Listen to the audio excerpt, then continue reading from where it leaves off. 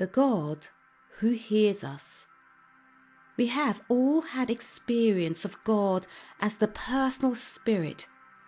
There is no one of us who has not at one time or another turned his face away from everything that earth can promise or threaten, and looking up has declared, "O God, all this is nothing if there is not something bigger than this and beyond."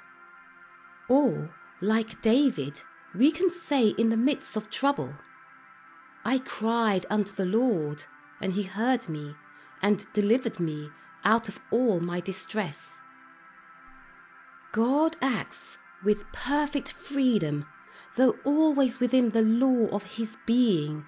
That is, his choices never embarrass him afterwards, though he himself cannot violate his own law or even be conceived of as desiring to do so.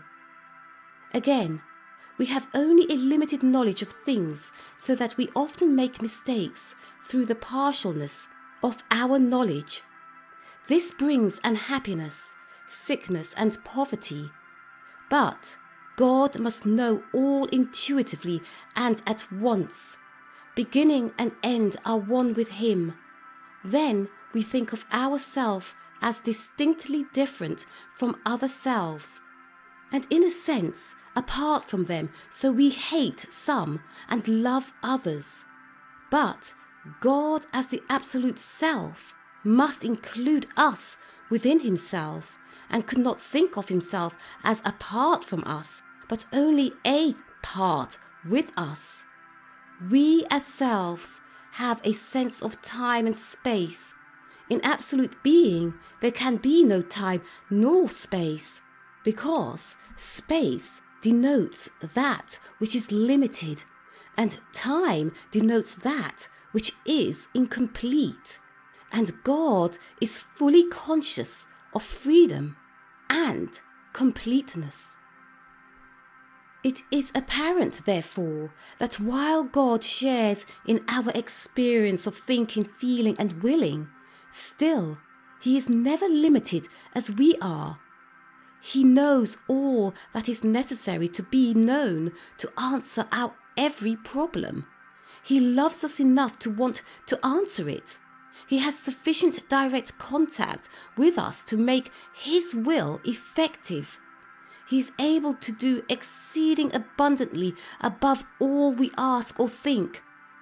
We must therefore insist on thinking of God in a complete way, not in a partial way.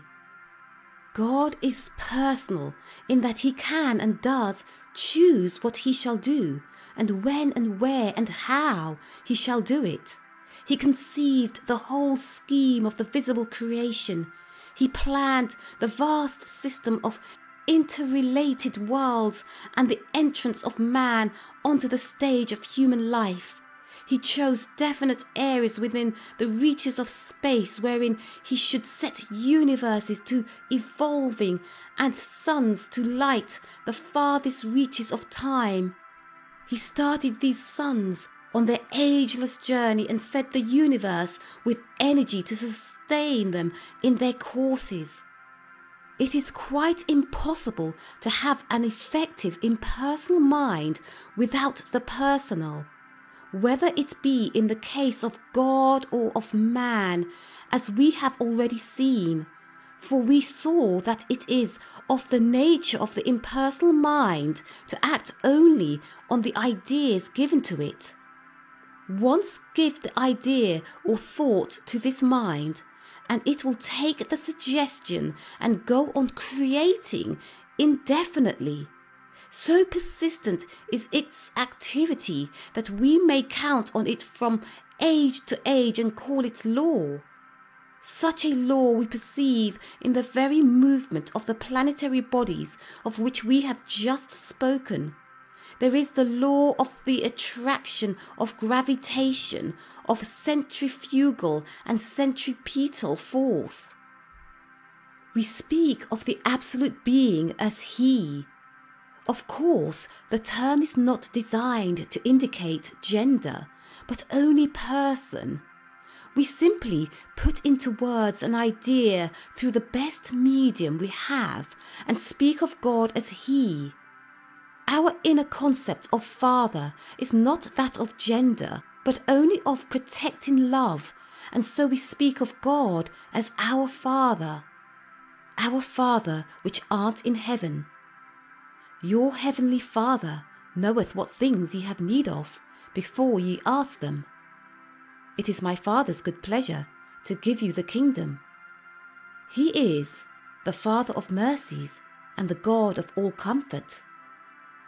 These are the words of inspired seers who felt this personal nature of God and were conscious of the divine presence.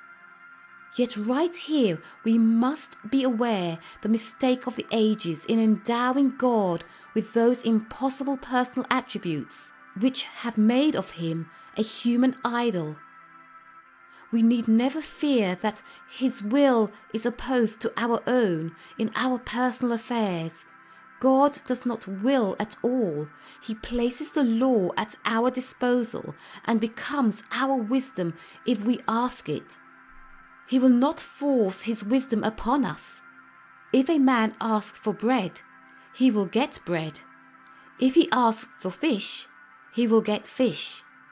If he asks for a stone, he will get a stone. In other words, the personal nature of God cannot be construed into any concept of God which interferes with our personal freedom and choice. God becomes to us a response to our thought. If we think that things come by the chance good luck of his favour, then that is our law. If, on the other hand, we believe that he is not personal at all, then the universe presents to us a hard and pitiless mechanical machine. There is no thought that has ever come to man that did not once lie within the undifferentiated substance of the eternally possible. Every word we utter, every invention we make, every statue we carve must lie as potential thought or idea within the infinite mind. So you and I could not have the personal qualities which we have unless they first lie latent in the divine and perfect life. Whatever qualities we may have of personality must have welled up from the infinite personal life. Hearing, seeing, smelling, tasting, sense of touch, thinking, feeling, willing, loving, imagining are possessions of the personal life, but they emerge from him since he is all. So what Trout calls the personalness of spirit constitutes the personal nature of him from whom all things proceed. It is through us that God becomes most distinctively personal. He puts these qualities into each of us, or rather, he becomes each of us, while at the same time retaining his powers and attributes. God rises to the highest self-expression in us. For in our objective personal life, God has ventured on his greatest quest. He is having the fun of choice in the individual unfoldment of life with all its unknown factors and its possible allurements. We are, therefore, distinctly purposes of being. Spirit, therefore, has purposes which it designs to work out both for and in the individual. The purpose of spirit is to express, from ex and primo, to press out, the life, love and wisdom which it feels within itself. The whole end and aim of creation is manifestation. This is the ultimate, and the individual personality, you and I, play our part in spirit's self-expression. We are not apart from, but a part of, its unfoldment. This beautiful truth reveals man as playing a high role in love's fulfillment. We must first of all perceive Spirit's purpose. If we are to work with it, it can have but one self-expression, but it may take many modes of activity, and back of it all must be one supreme impulse, love. The bosom friend of the Master says, "Every one that loveth is begotten of God. He that loveth not knoweth not God, for God is love. No man hath beheld God at any time. If we love one another, God abideth in us, and his love is perfected in us. Hereby we know that we abide in him, and he in us, because he hath given us of his Spirit." The presence of love, then, is a token of the indwelling of the Spirit, and in the expression of this Spirit we link ourselves into the great creative purpose and become one with the infinite life. We lose all sense of separation, and merging ourselves in the ocean of the perfect life, love and supply, we pass from death to life, from the cottage to the palace of the King.